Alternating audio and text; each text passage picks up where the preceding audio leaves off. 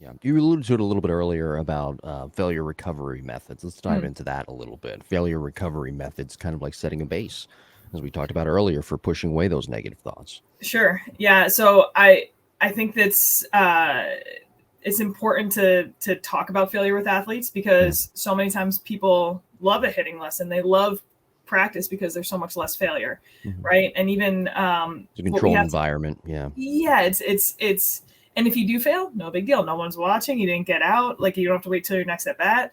Um, but what I think we have to do as coaches is set up those challenging moments where they are experiencing failure in practice, hmm and then we're witnessing how they handle that. Murphy said to us all the time to have a professional approach to failure. And you know what? Even you watch Judge, he goes 0 for 5 yesterday in a playoff game with 4 strikeouts. And there wasn't a single time where he was, overly emotional, unprofessional. He had a professional approach to failure. The yeah. best He's been there fail. before.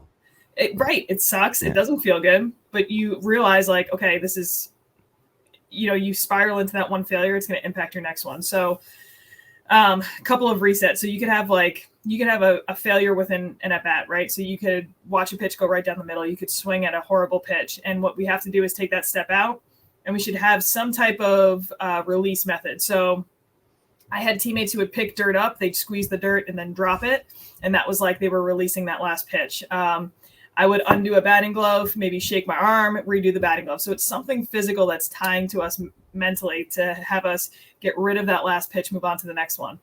We're going to have failure recovery methods at bat to at bat. So let's say I strike out, I come in the dugout. You can't just be like, oh, that's okay. You're pissed off, right? Like, but we have to shift that frustration into something productive. And I think that's where we lose focus as coaches. Sometimes we have to be like, oh, it's not getting over it. It's like, let's deal with it. It's okay. You literally have to tell yourself, so what? I can't do anything about that. On to the next one. And it's like, so as I was taking my helmet off, I was taking off the at bat. As I was taking my batting gloves off, I was taking off that at bat. And I was very much so like putting that at bat away. And I was very consciously focusing on what is the most important thing right now, supporting my teammate. Now I'm on defense. What's important now? This pitch is coming to me.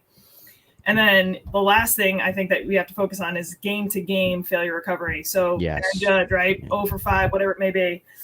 This is where your hitting journal comes into place, where you can sit down and dump whatever you want into that journal. You can reflect. You can go back and look at your confidence resume because you're not going to feel good after a day like that. But you're going to go back and be like, all right, hang on. Let me go back. This is not a bad career. This is not a bad life. This is one bad day. Let me go back to what has worked. Let me go back to, times that I was confident in myself. You maybe do some visualization or meditation to visualize yourself being successful the next day. And then sometimes the best thing is to shower and wash that entire game down the drain. Like actually visualize that game going away. So again, that's probably different phases or stages of how you could to utilize that. But having those productive phrases, having those resets, being able to wash away what just happened and move on to the next one, short-term memory, whatever you want to call it, is huge.